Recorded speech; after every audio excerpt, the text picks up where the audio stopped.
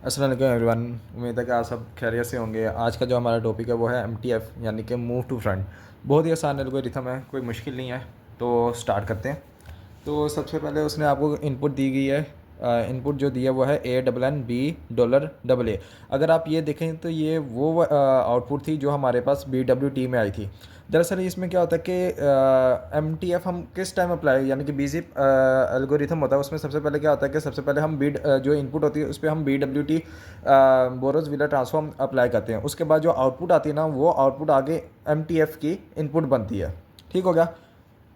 तो अगर आप जाके देखें तो हमारे पास जो प्रीवियस लेक्चर मैंने इसे करवाया था वो था BWT वाला। तो उसमें आप देख सकते हैं तो हमारे पास थी बनाना स्ट्रिंग।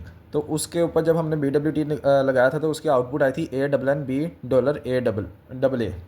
अब ये हमारी एज अ इनपुट ट्रीट होगी MTF में। मैं बल्कि यहाँ पे लिख भी देता हूँ, या बनाना डॉलर, इसको हमने पास किया था BWT से। देन हमारे पास जो आउटपुट आई थी वो थी हमारे पास आप कह सकते हैं ANNB ये हमारी इनपुट होगी MTF की। तो हमने ये MTF आज पढ़ना है। तो हमने क्या करना है कि हमने 3 कॉलम बना लेते हैं। पहला कॉलम होगा आपका इनपुट का, ओके, इनपुट का। देन आपके पास होगा ऑर्डर का। देन हमारे पास जो थर्ड वन हमारे पास आएगा ना कॉलम, वो होगा आउटपुट का। ओके।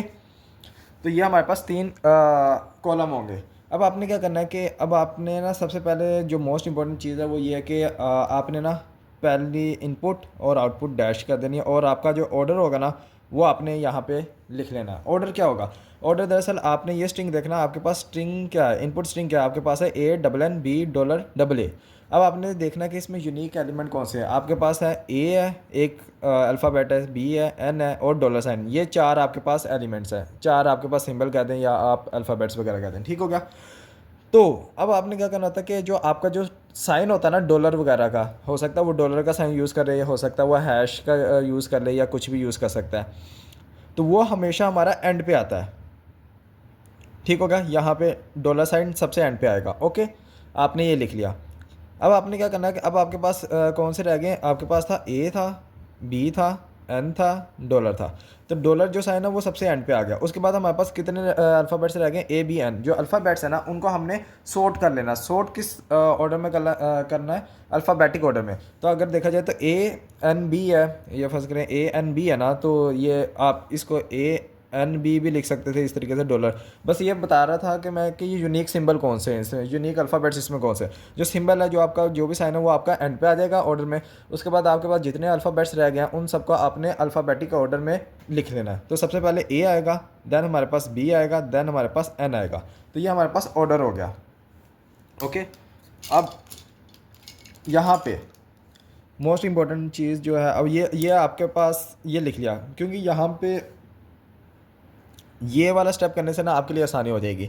अब आपने क्या करना है, इसको नंबरिंग दे देनी है, यानी कि A के ऊपर 0 आएगा, यहाँ पे 1 आ जाएगा, यहाँ पे 2 आ जाएगा, यहाँ पे 3 आ जाएगा। ज़ीरो इंडेक्स 0 से हमेशा स्टार्ट करना। ठीक हो गया। अब आपने क्या करना है कि आपने इनपुट वाले कॉलम में ना सारी ये आपने 1 बाय 1 लिख देना। यानी कि ये देखें, इनपुट स्ट्रिंग का पहले यहाँ पे A आ गया, देन हमारे पास N आ गया, उसके बाद ये वाला N आ गया, देन उसके बाद B आ गया, देन उसके बाद डॉलर साइन आ गया, देन उसके बाद A आ गया, एंड देन लास्ट ए। ठीक हो गया। तो ये आपका इनपुट कॉलम हो गया पूरा। अब आपने क्या करना है, अब आपने ये देखना कि इनपुट आपके A है, आपने हमेशा पीछे वाले में देखना है, यानी कि इसके साथ वाले में यहाँ पे ऑर्डर चेंज हो जाएगा। अब और ये क्या है कि आपने ये अल्फ़ाबेट देख रहे हैं ना, तो आपने इससे ऊपर वाली रो में जो ऑर्डर है ना उसके अकॉर्डिंग आपने आउटपुट लिखनी है पहले, फिर उसके बाद आपने ऑर्डर को अपडेट करके लिखना है। क्या अभी मैंने क्या बात की है वो अभी आपको समझ आ जाएगी जब हम वर्किंग करते हैं। तो ये देखें, A अल्फ़ाबेट है। हमने क्या करना है, मैंने कहा था कि आपने सबसे पहले ऑर्डर देखना कि इसका ऑर्डर क्या है। इसका ऑर्डर क्या है? ये यहाँ पे इसका इंडेक्स क्या है? 0। तो आपने आउटपुट में यहाँ पे लिखा 0। ओके, 0 लिखा। अब आपने क्या करना है, इस ऑर्डर को सॉर्ट कर लेना है। सॉर्ट का मतलब ये नहीं कि आपने पूरे को ही करते रहना, नहीं। सिर्फ और सिर्फ आपने जिस अल्फ़ाबेट को आपने यहाँ पे आउटपुट किया है, यानी कि जो इंडेक्स आपने आउटपुट किया ना उसको उठा के आपने स्टार्टिंग में ले आना, बस ये फ़र्क है। सॉर्टिंग कुछ यहाँ पे जो बच्चे ज़्यादातर गलती करते हैं वो क्या करते हैं, पूरे को दोबारा सॉर्ट करने लग जाते हैं, या उसको ना 1 लेफ़्ट शिफ्ट कर देते हैं। लेफ़्ट शिफ्ट नहीं करना होता, आपने क्या करना है कि आपके पास जो इंडेक्स यहाँ पे आउटपुट हो गया है उसको आपने फ्रंट पे ले आना है, क्योंकि फ्रंट में ले आना। अब यहाँ पे तो बाय डिफ़ॉल्ट वो पहले से ही पहले इंडेक्स पे था, यानी कि ज़ीरो इंडेक्स पे था, इसलिए वो कुछ नहीं होगा ऑर्डर, तो सेम ऑर्डर आ गया, मतलब कि अपडेट होकर सेम ही रहेगा $A, B, N। ओके। अब आपने इसकी आउटपुट लिखनी है, ये वाली आउटपुट, तो ये है एन अल्फ़ाबेट। आपने क्या करना है, इसे ऊपर वाली रो में जो ऑर्डर है उसको देखना है। एन हमारा कहाँ पे लाई कर रहा है, एन का इंडेक्स क्या है, यानी कि इसका इंडेक्स था 0, इसका था 1, इसका था 2, तो एन हमारा 2 पे लाई कर रहा है, तो हमने इंडेक्स को यहाँ पे आउटपुट कर दिया। ठीक हो गया, 2 हो गया। अब आपने क्या करना है, इसको सॉर्ट करना है। अब सॉर्ट किस तरीके से करना है, मैंने अभी आपको बताया था कि जो हमारे पास ये, मैं ना कलर चेंज करता हूँ। अब हमारे पास क्या आउटपुट आया, 2 पे क्या था, ये हमारा एन था। हमने क्या करना है, इस एन को उठा के स्टार्टिंग में लेना और बाकी सबको राइट साइड पे थोड़ा सा शिफ्ट कर देना। ठीक हो गया। तो अब इसको हम ऑर्डर को अपडेट कर देंगे, यानी कि एन था, एन हमारा स्टार्टिंग में आ जाएगा, ये ए था, ये एक प्लेस यहाँ पे मूव कर जाएगा, बी की जगह पे आ जाएगा और बी एन की जगह पे चला जाएगा और डॉलर ऐसे ही का ऐसे रहा। ठीक हो गया। तो अब ये हमारा अपडेटेड ऑर्डर बन गया, जो कि $NAB। ओके।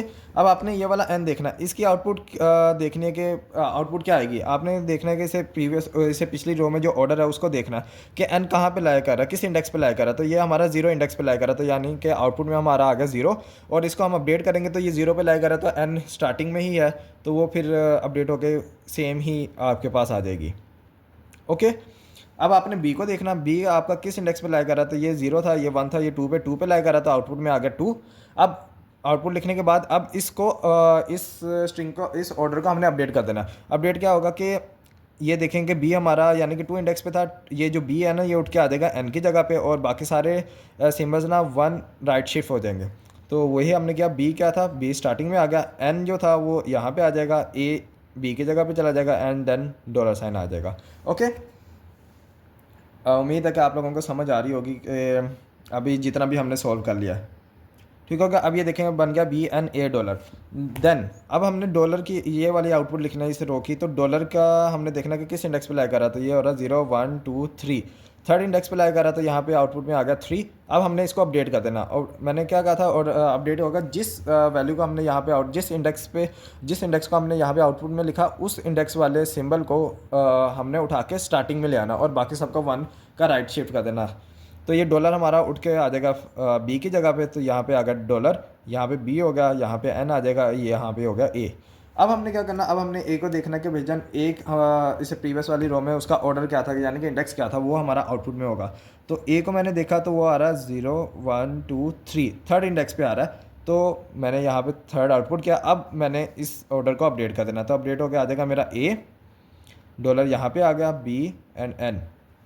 देन मैंने ए को देखा, ए मेरा कहाँ पे लाई कर रहा है, 0 इंडेक्स पे लाई कर रहा था, ये 0, और अपडेटेड मेरे पास आ जाएगी ये डॉलर बी और एन, क्योंकि ए बाय डिफ़ॉल्ट पहले से ही यहाँ पे देख सकते हैं, तो पहले से ही 0 इंडेक्स पे था, इस वजह से वो अपडेट हो गया, ऑर्डर वही रहेगा। तो अब हमारे पास जो आउटपुट वाला कॉलम है ना, ये हमारे पास मतलब कि ये जो $ANNB था ना, ये हमारे पास MTF से पास होने के बाद हमारे पास जो आउटपुट स्ट्रीम आएगी ना, वो हमारे पास ये आई है। तो हमने इसको यहीं पे नोट डाउन कर लेना, यानी कि $ANNB इक्वल टू है 0 2 0 2 3 0।